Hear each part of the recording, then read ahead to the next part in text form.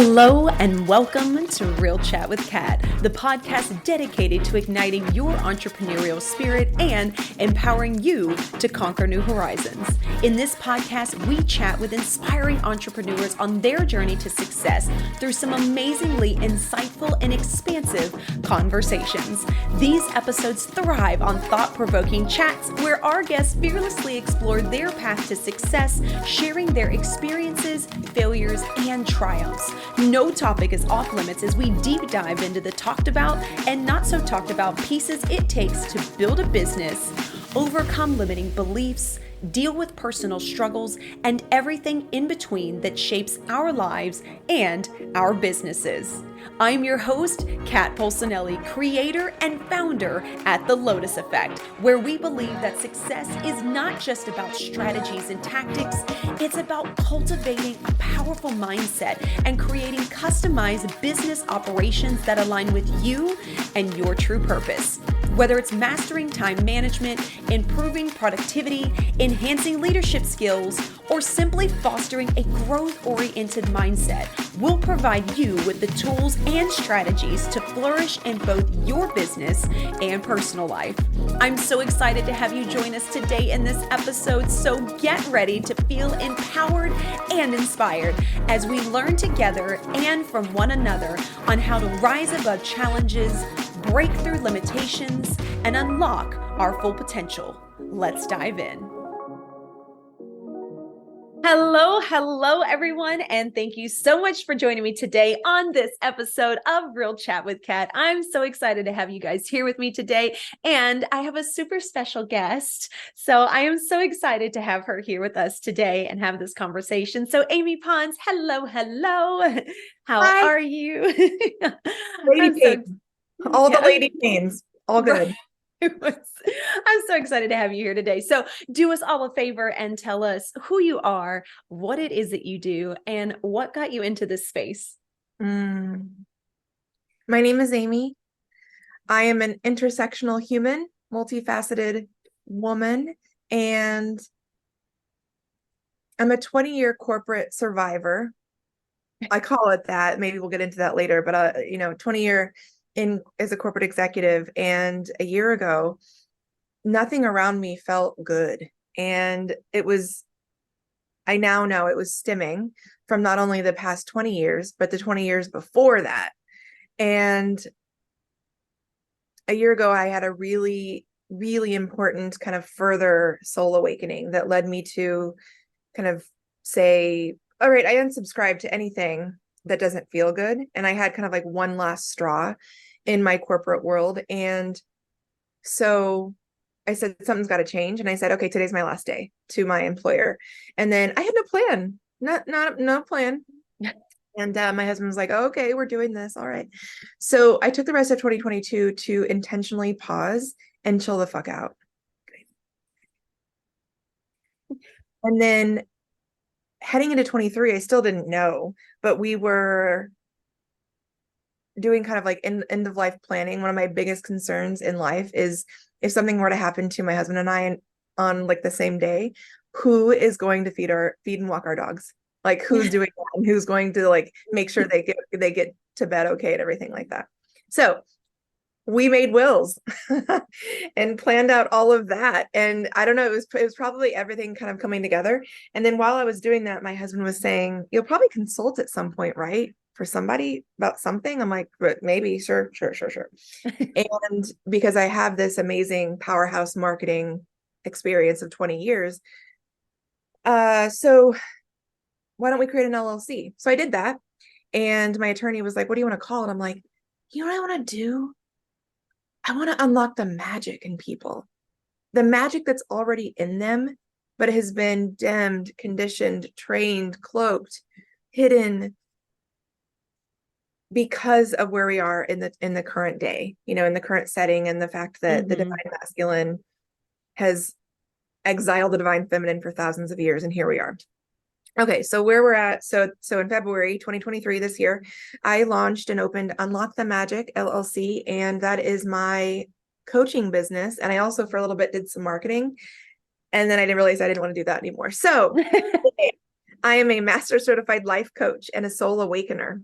I help those that are stirring, meaning like I was a year ago, stirring that nothing really feels good. Something Mm-hmm. is amiss. Something feels off. I help coach you through that. I'm also clairsentient. I feel and sense energy. So I help you navigate to the places in your heart that your head might not be able to let you say or think or feel because, quote unquote, it's not safe based on the historical conditioning. I help the day-to-day pinch feel less pinchy, whether it be in work or personal or what have you. I'm the coach, I'm the trusted ally that walks you through the feeling, feel your feels, but then we get to the action point so that you can release it and feel better. Oh, I love that so much. And I love that you're the soul awakener. Like, I don't know why every time I hear that, I'm just like, yes. It's like giving you that it's giving you that permission to say, what is a soul and why do I have it? And what does that mean? And it's just and really everybody, I'm extremely spiritual. I have spirit guides. I have clear gifts. What all this means is that I'm returning inward. I'm turning inward and listening to all of that great intuition in all of my inside. I'm listening to my inside voice. Mm-hmm. All that means, and also that there are forces that I can't see that are helping guide me toward that highest path. Yeah.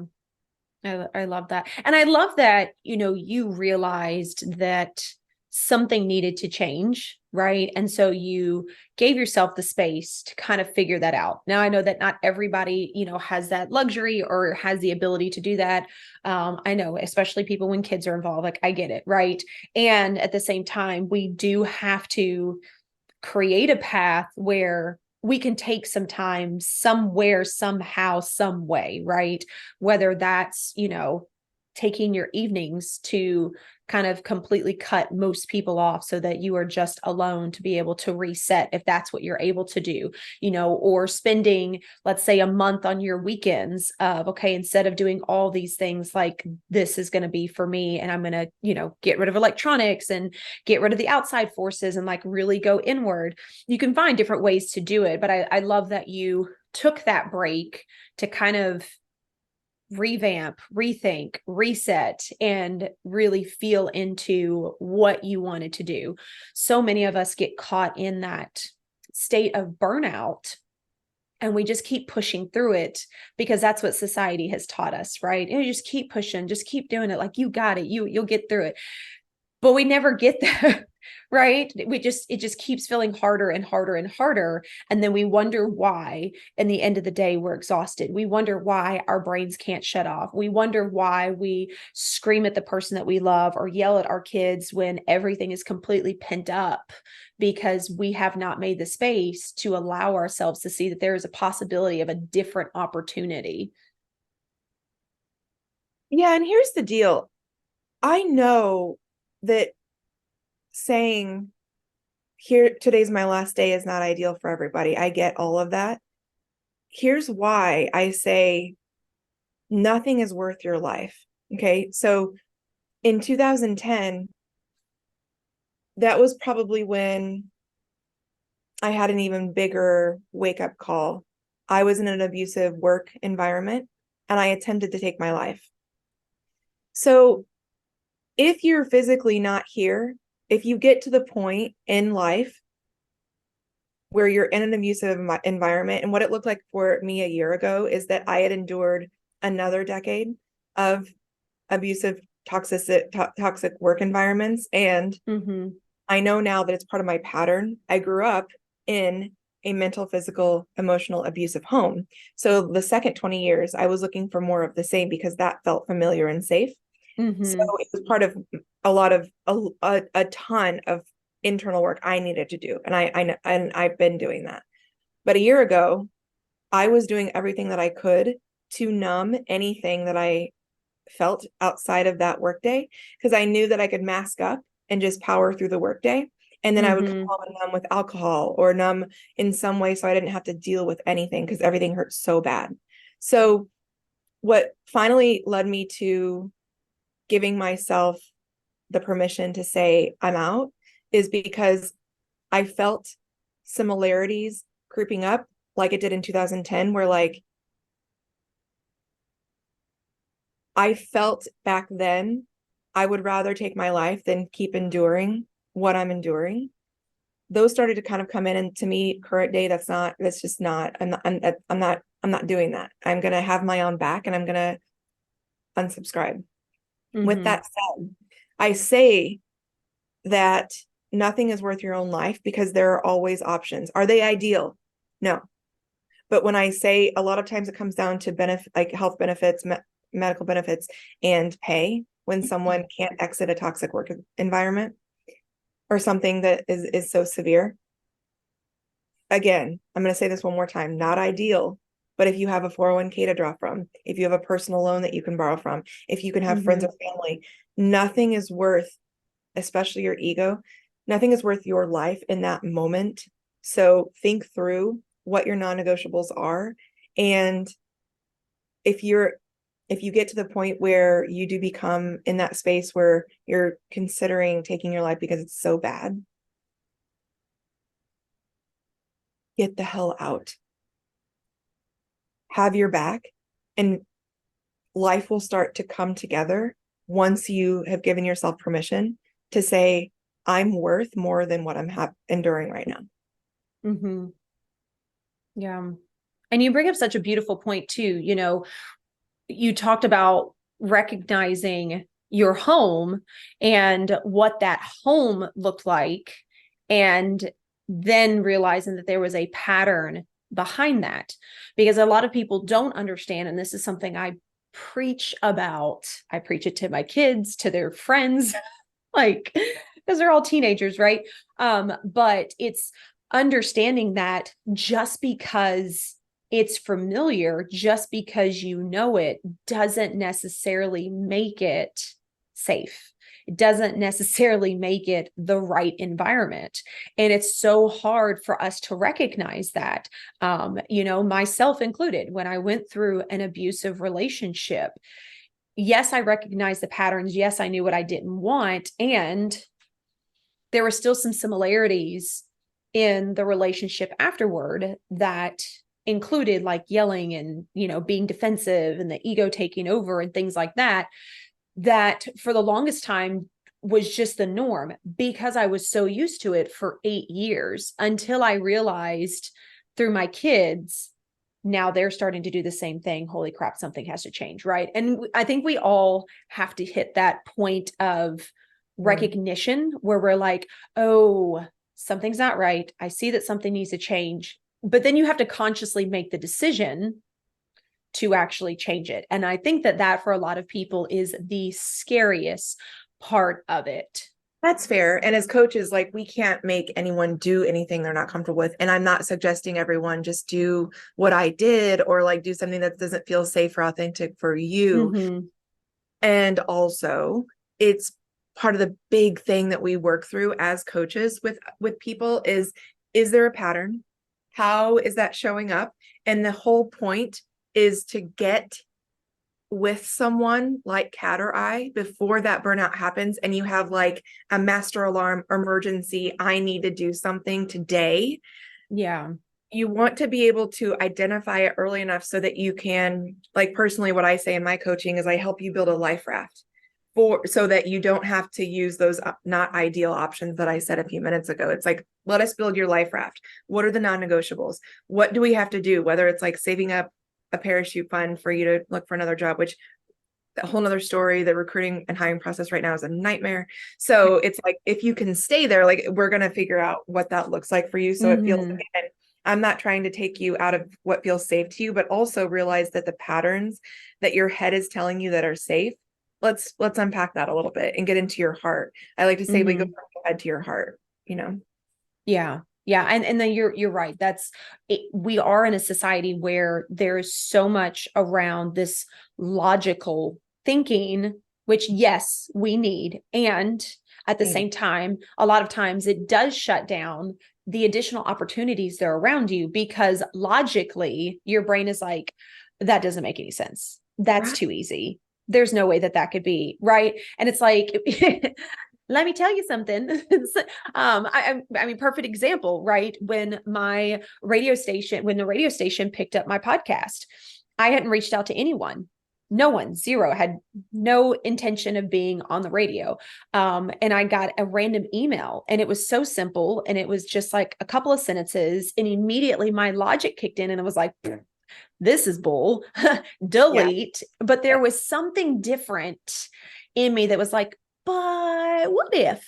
Yeah. And it's listening to that little tiny voice that like pops up for like 2 or 3 seconds, right? That like you heard and then you like sweep under the rug. You're like, I'm never mind, right? It's like paying attention to that and being like, and that's what I did, right? Like I submitted to the email, I got the information back, and lo and behold, 3 weeks later, my podcast was on the radio. But opening myself up to those opportunities, which is outside of how our logical mind thinks, is there's a whole nother world, there's a whole nother perspective that you can take in.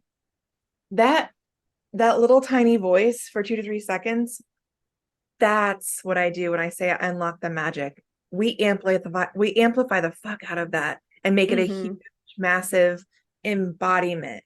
That becomes your embodiment of that's the immediate go-to, and that's what you do. It's no longer that one that we're gonna like hide away. Yeah. Yeah. And that is so hard to do. I mean, I still Yeah. struggle with it, right? I There are times where I hear it and I'm like, "Ah, really?" know, And same, then the same. logic kicks in, right? And it's like, but we could do blah, blah, blah, blah, blah. Right. And I have to remind myself. So I always tell everybody that, when you're looking at creating these different patterns, you have to remember that your brain is wired to keep you safe in what it knows. And so therefore, if you want to work toward seeing something different, being able to look in a different direction, a different perspective, listening to that small voice, yes, one, get a coach that can help you.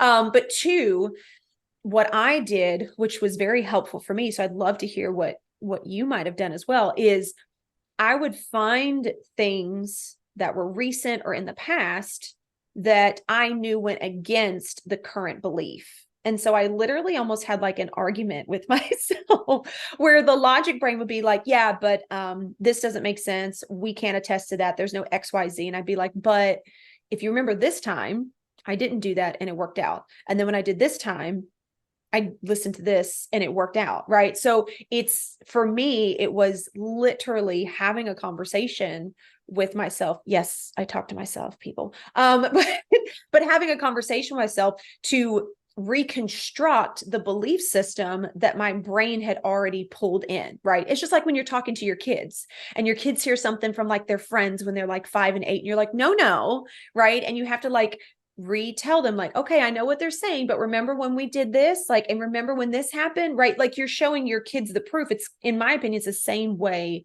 with the logical part of your brain, is you have to almost show it proof to reconstruct a new truth.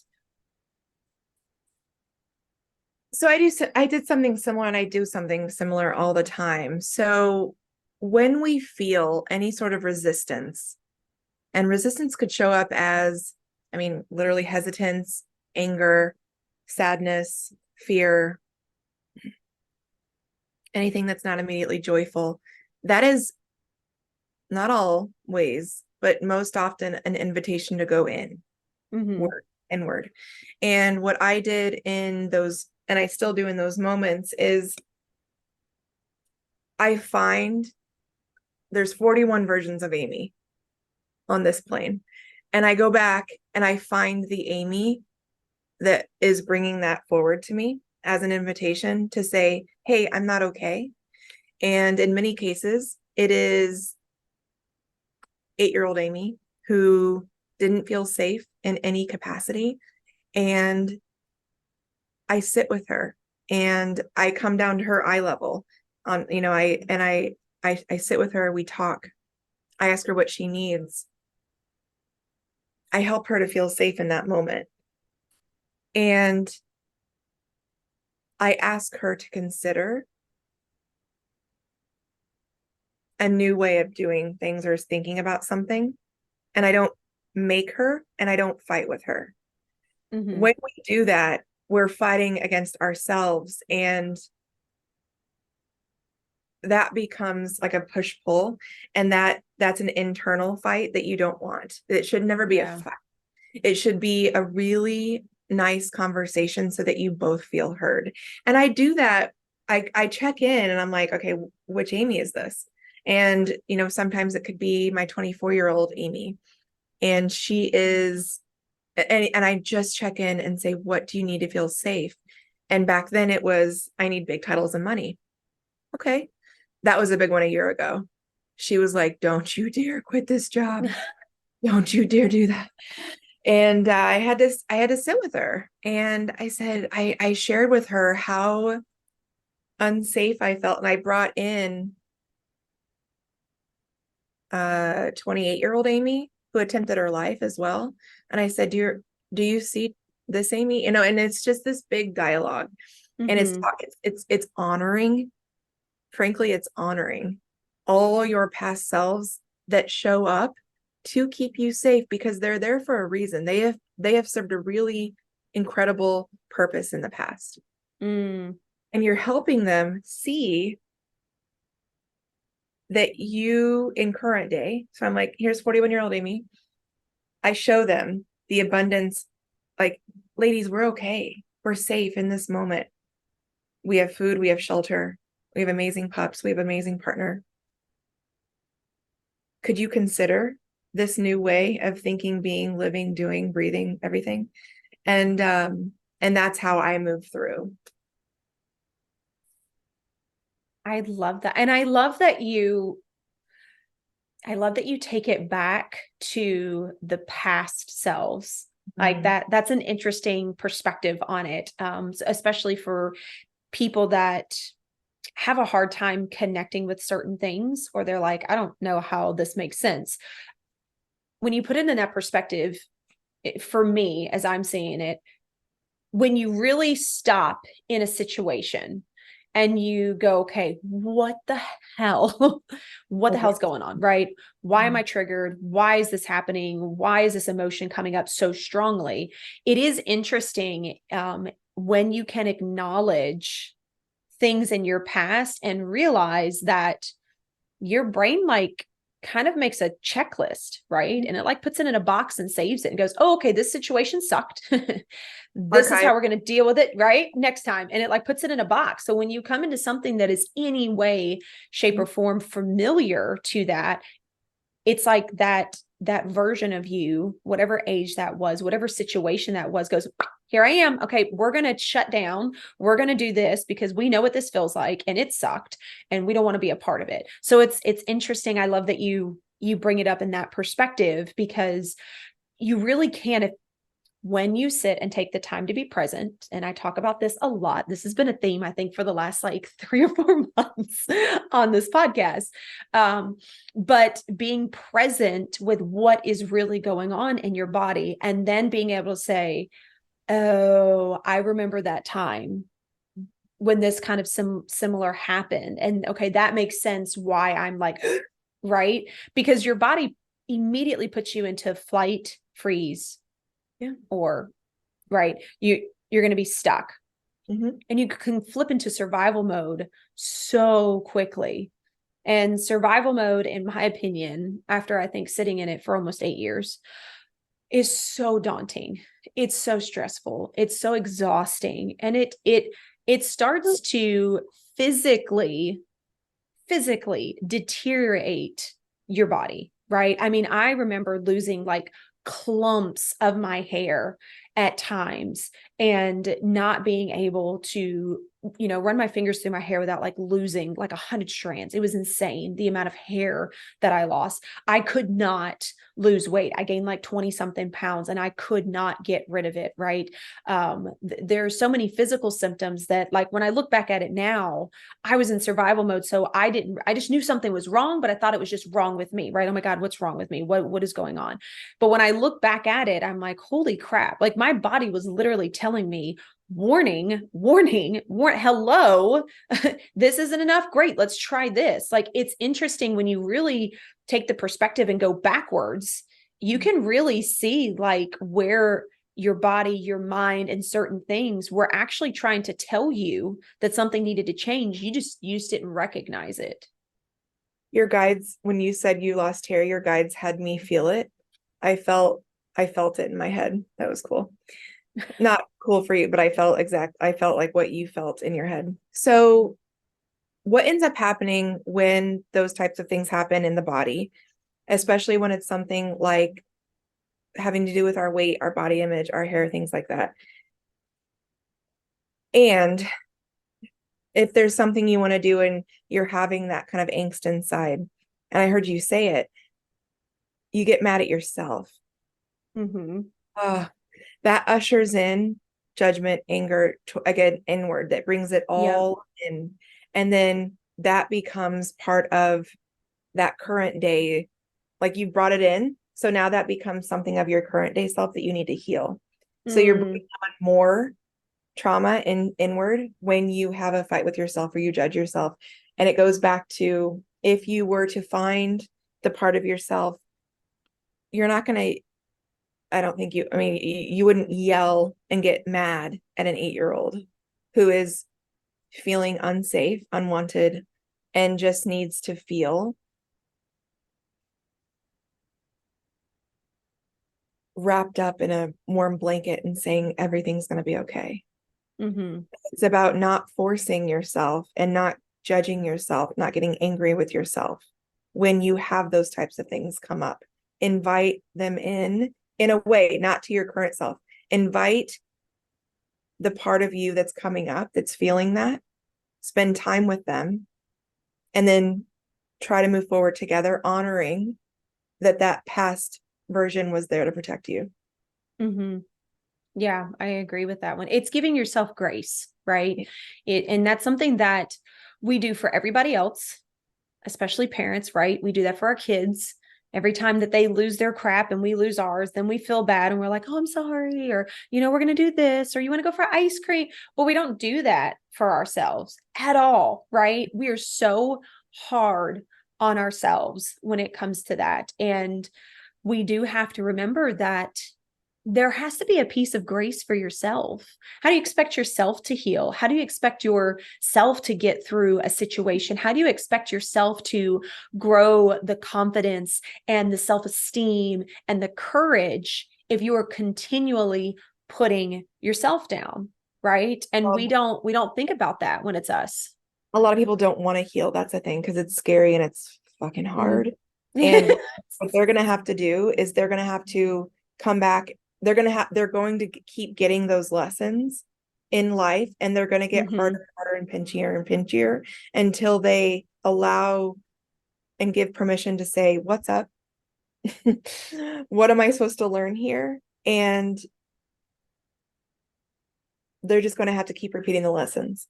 Mm-hmm. Oh, I am a firm believer in that. And I love that you brought that up. I literally just had this conversation with my kid like a couple of days ago because, he's 19, he's kind of got himself on the right path. Then he like all these things was like boom, boom, like one thing after another. Right. And I told him, I was like, look, there's obviously lessons that you didn't learn prior to. There's obviously things that now that you are trying to change, you need to be aware of so that you don't continue to do it in the future, And I was like, so we need to look at that. We need to find those patterns, and I get it, right? Because it's super hard when you're in the middle of that to be like, I'm going to find the pattern. Like it's hard. I get it. I still do it.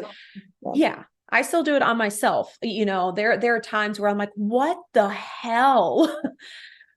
But it's when you have that thought and you're at least aware of it. And then you can say, oh, okay, I apparently need a moment, right? And whatever that looks like for you, right? Everything is different for everyone. Yeah. Some people it's journaling, some people it's singing at the top of their lungs. I have a friend of mine that she says anytime that she's dealing with, she screams like a mad woman into a pillow. Like that's her thing, right?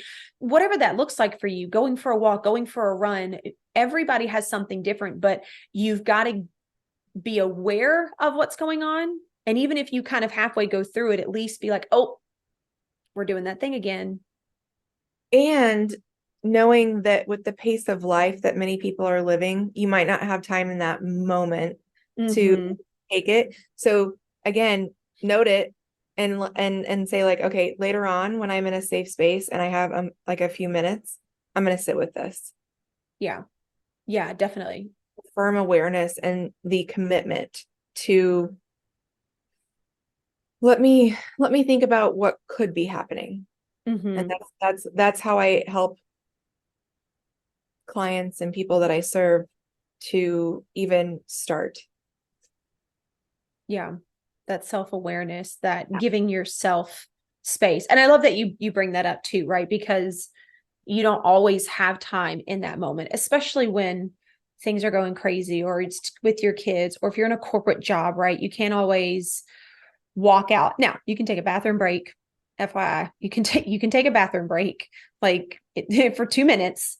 But I get it, right? Because when I was in the medical field as well, it was just like hustle bustle the entire time, always like nonstop, right? Like you barely got time to sit down and eat. So I get it when we do not have that space. And you're right, it is so important. And I think that to me, that is like the definition of self-care, is knowing that even if I can't handle it right in this moment, like I've made a note of it, but I am also making a commitment to myself that later I am going to deal with it. Later, I am going to sit with it.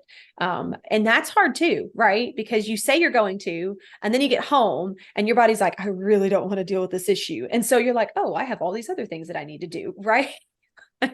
I know I've done that. I know I've done that. I mean, yeah, certainly. And if I'm feeling the other thing that doesn't really serve me is if if my central nervous system has become dysregulated, that's also not a perfect time because I'm going to think differently. So I'll give myself a moment to regulate and Mm-hmm. ground and say, okay, what's up? Who's there?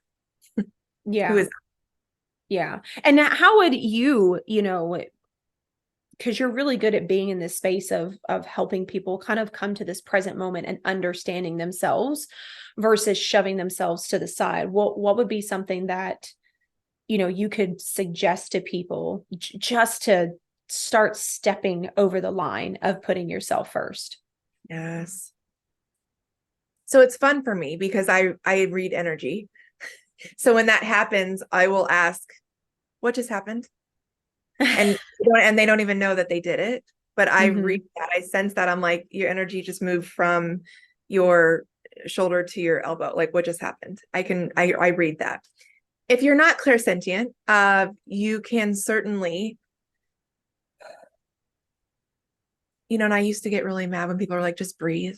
I used to get so mad. I want to breathe. Oh, it's 10:10. Hi, spirit guides. Welcome. Uh,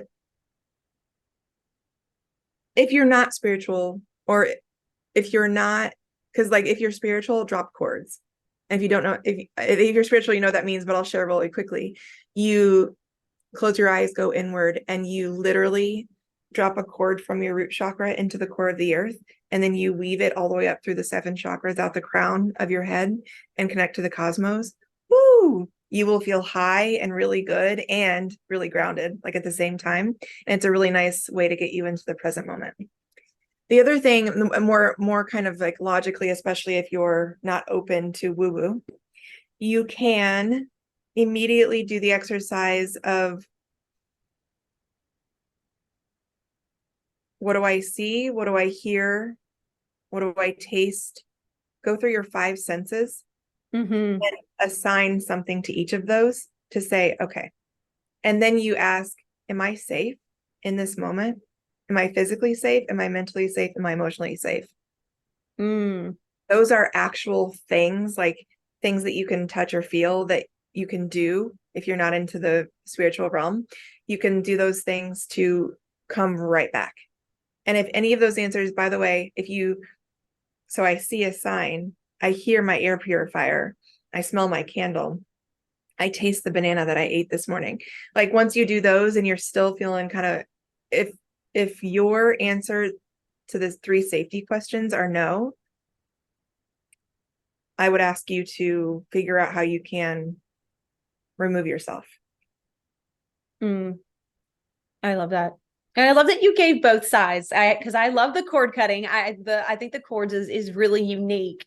Cord drop And or yeah, dropping. Yes. cord dropping. And when I first started doing meditation, I really struggled with sitting in it and being able to just be still. And of course, I also did it wrong, right? Because I'm like, oh, your brain isn't supposed to say anything.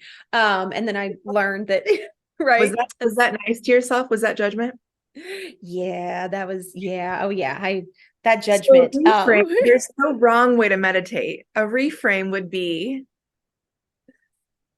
you haven't found it wasn't the right space for you to meditate. Maybe you need to walk around. Maybe you need to do some chores while you're meditating. All that's true and can be right. No, there's no wrong way. So thank you Yes. for offering my reframe. I didn't ask you if I could reframe, but I did it anyway. Apologies. Go ahead. No, I love it. I love it. No, and you're right, because it was such a judgment of like, why can't I just shut my brain off, right? And then I realized, and I learned through looking up meditation and speaking with someone that does it with her clients on a regular basis, it's incorporated, that that's not how that works. And so for me, I tried different techniques. I tried to do walking meditations, right? And kind of listen to sounds or different things while I was doing other things. And I was like, you know what? Like, I really want to learn how to just sit and be. And so one of the things that I kind of just intuitively decided to try was to talk to my five senses. So that is how I started out all of my meditations for a really long time. I would go sit outside so I could have all these senses.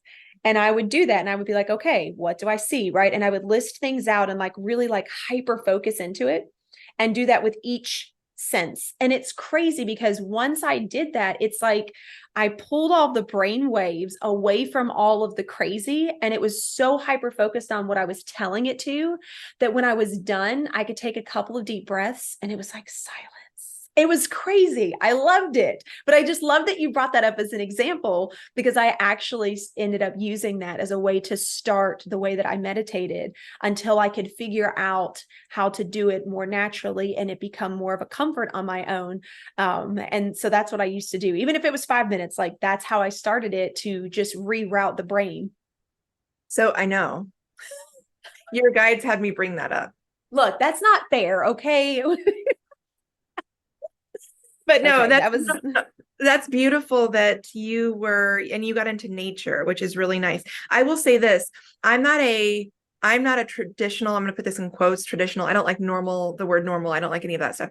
Traditional meditation where you sit and be with yourself and sit still.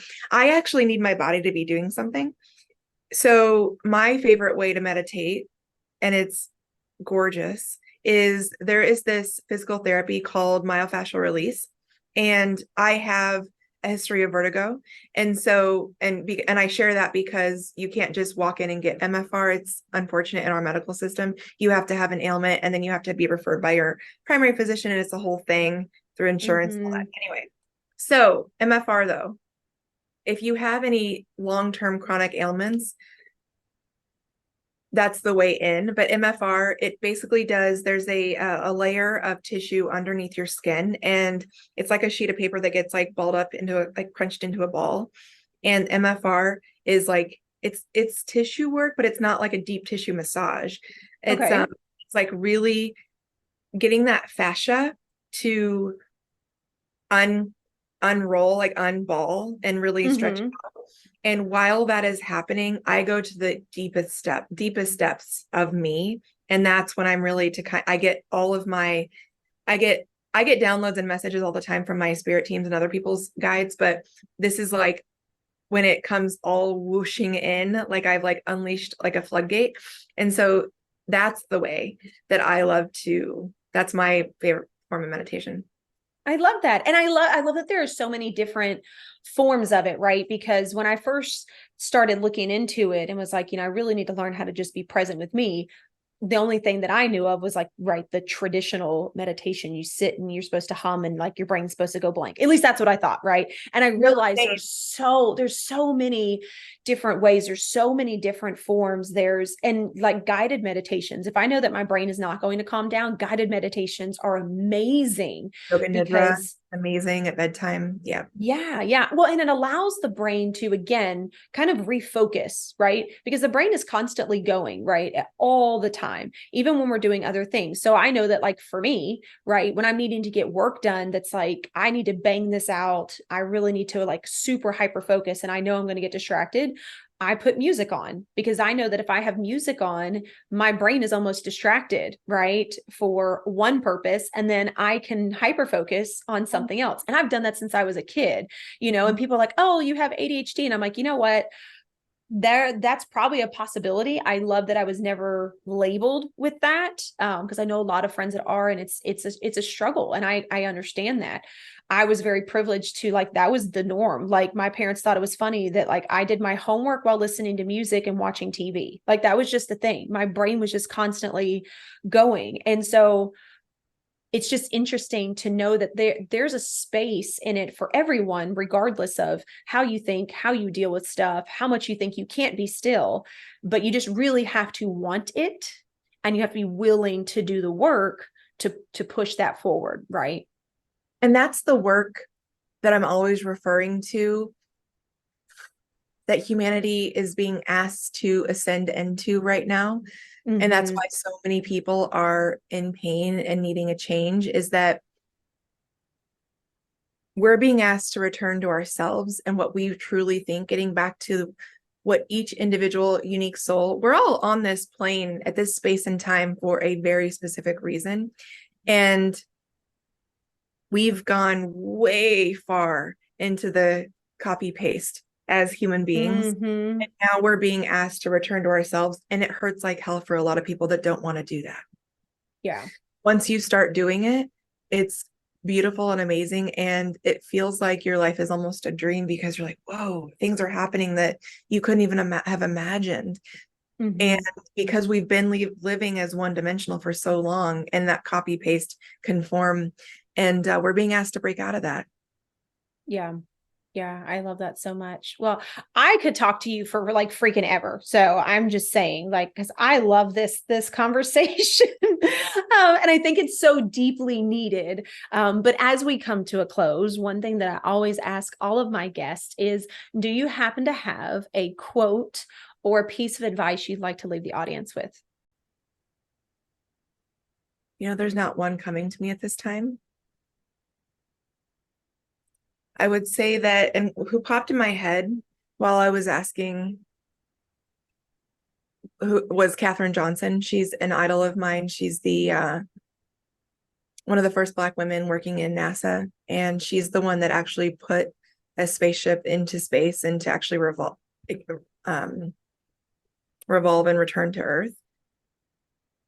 Work on amplifying and fanning your flame, and it's that little back of your mind. It's the gut reaction. It's the thing that comes up for you, and it could be in the form of literally like your stomach dropping, a lump in your throat, ear twitching, eye twitching. Your body is always talking to you. And the way that your spirit guides, or creator, God, universe, whomever is your larger power, that is their way of trying to get your attention. When you start to pay attention to those is when you can start fanning that internal voice and flame to return back to yourself and living a life that you actually want to do and to live, and not by what you were supposed to do. I love that. So beautiful. Oh, such a calming thing, to leave people with. So I thank you for sharing. And of course, before we go, please share all the things. How can people find you, connect with you, and be in your world? Welcome, one and all. So number one, my website, it's unlockthemagic.org. And you can find all the goodies about me in there, and setting up time with me if you are interested in coaching, spirit guide, any conversation around any of the topics you heard today. I would love to have. Follow me on LinkedIn, Amy Pons is Magic.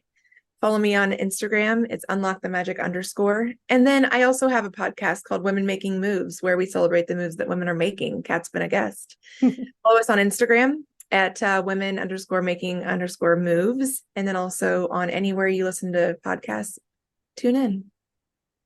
Awesome. Well, and we'll make sure we have all that information in the show notes as well, so that everyone can connect with Amy. She's a beautiful soul, so I highly recommend reaching out and connecting with her and following her. Her podcast is amazing. So we had a beautiful conversation. So thank you so much, Amy, so much for being a guest today. I can't thank you enough. And to everyone else out there, I hope you guys got some amazing takeaways, and plan on being present, giving yourself grace, and really kind of shifting the focus more toward you and not just everyone else around you. So until next time, do one thing positive for someone each and every day and see the difference that it makes in your life. So until then, have a fantastic day.